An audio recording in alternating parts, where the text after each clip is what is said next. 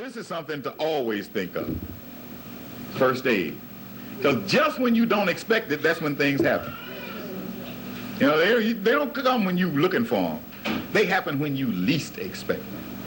And, you know, you're going to get a scrape, a cut, and especially a lot of the stuff that you'll be doing, you're not going to be used to doing. And anytime you deal in an unfamiliar territory, you're going to get some bumps and some knots. So you need to have on hand some good first aid equipment. Now, you know, you can go and check it out. They got kits that have most of the stuff in and all that. But just a couple of things I'd like to advise you on. Number one, well, Band-Aid is a trade name, but everybody calls all those little bandages Band-Aids. The plastic strips are not what you need. The plastic strips are not what you need. Those Band-Aids, and any good doctor would tell you, they do nothing but make your sores last longer because they can't get air. Air is what heals. So you need a porous bandage at all times. Always use porous. Don't use that plastic that doesn't breathe, okay? The other thing that you should have on hand right now, in fact, if you get little cuts or stick something in your hand or something like that, and you notice the next day or so it's real sore, much sorer than it was when it happened, that means it's infected. Anytime thing gets that sore, it means that it is infected. All right. Now, one of the most popular things that people use for that is a thing called bacitracin ointment. But I'm telling you, there's another one that does what bacitracin alone can't do. You'll find it under all sorts of trade names. Get the cheapest one you can because the law makes them prepare them all the same. But they contain bacitracin, polymyxin, and neomycin.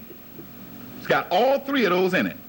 And no matter what name it comes under, you just look on the label and see that it's got those three in it. You should keep some of that on hand at all times. It cures most infections. I've very seldom found, I don't think they tried it on AIDS, but I haven't found too many things that it won't kill. Really. You know, I've seen people with all kind of dirty things, rusty nails and stuff, and that stuff has knocked it out. You know, the doctor turned me on to it years and years and years ago, and I haven't found anything better. Always keep some around. It comes in small tubes. I've never seen it in a large tube, but if you see it in a large tube, don't get the large tube. Anything that good, anything antibiotic has a short lifespan once it's open. That's why they generally put it in small tubes. Once it's open, you don't just let it lay around and you don't need it again until next year and go back and use it. After a certain time, you throw that away. You know, but keep you some fresh tubes around all the time.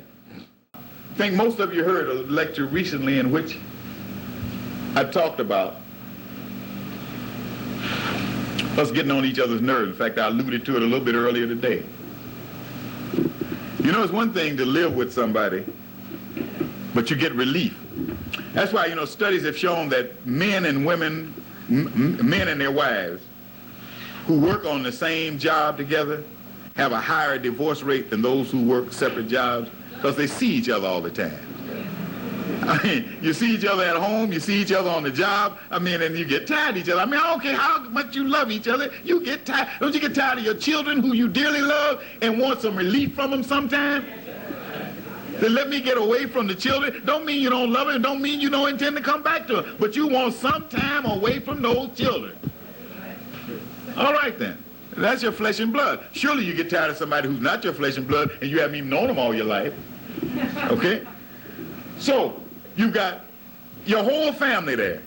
You all are cooped up together 24 hours a day. That's when the real test comes down. And that's what can destroy you. As I say, all of this will blow. All it will go. If you're not together. They really do that thing. I mean, they do that thing. Somebody that they don't like, and they've been hoping something happened to anyhow, and something happened to them, they don't realize Allah is trying them. Yes, sir. Saying no matter what your difference between you and your brother, will you go to your brother's aid and forget your differences? Yes. Or will you sit back and smirk because your brother glory in your brother's misfortune? Test is on you. Test ain't on your brother then. He or she had that test when the disaster hit. The test on you then. What do you do when the disaster hits your brother or sister? Do you sit back and say, no better for the nigga?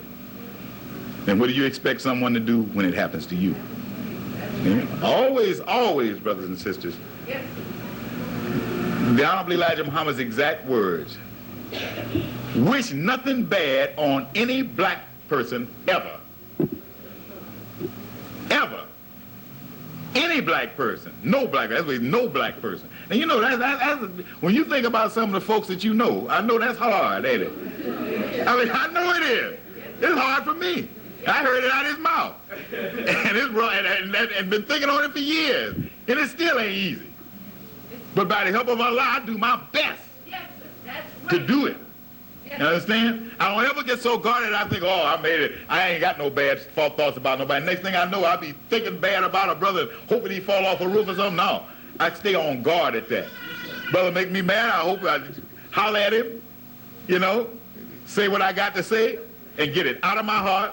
And the next minute, me and that brother ready to break some bread together. And that's the way we need to be. Doesn't mean you're not going to ever have disagreements. It's how you handle them. You heard us talking about the bean soup and the milk. Well, that's the same way that bacteria, you're good. You're the best. You are the best.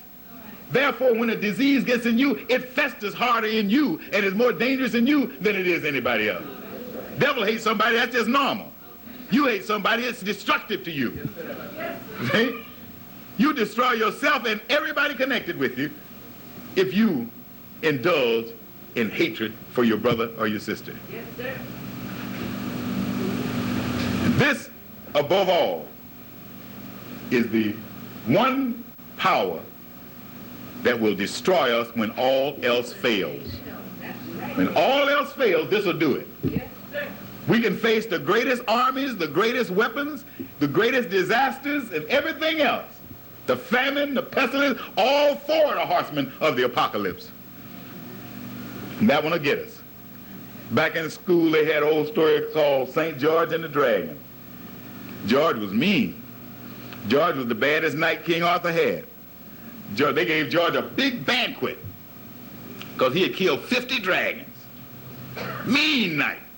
They gave him this big feast and everything, and they gave George all these awards and everything. The next day, George went out, and the first dragon he met killed him. And that's an expression that they use, you know, about be careful of your 51st dragon. Well, this is our 51st dragon right here. We can defeat everything on earth, and this will get us when nothing else will. And the only defense against disunity is unity. Yes. And it's like everything else. It takes the same thing that anything else that you get good at. Ask the Chicago Bears and the New England Patriots what they've been doing all week down in New Orleans. That's right. Practice, practice, practice. I'll end on this little note. Somebody said that they pulled up in traffic and asked somebody one day, said, how do you get to Radio City Music Hall? They say, practice, practice, practice. We'll praise this dude all out. But we've got to practice unity in order to get good at it. See? You notice how these ball players will hold out for larger salaries and miss practice sessions? Take them 2 or 3 games to get in their groove. And some of them, I've seen a couple of them's careers ended. There was one I met in Los Angeles, never played a game for the Falcons. Got signed up, and he didn't like his contract. Stayed out for the whole training session. First game, he suited up and broke his leg on the first play. And from then on, he never got in a game because he kept getting hurt in spring training. I mean, he just went down physically to nothing because he hadn't practiced. You and I will not survive this unless we practice. Unity. Whatever you practice, you'll be good at. That's why Ali Rashid, the imam here in New York, when he was my captain, he used to tell the FOI to forget that old thing about practice makes perfect. He said, perfect practice makes perfect. Because if you practice mistakes long enough, all you get good at is mistakes. Okay? So whatever you practice is what you get good at. So we can practice, but practice unity. Let us not practice disunity. Okay? Yes, sir. Okay, brothers and sisters. So that then concludes this particular module.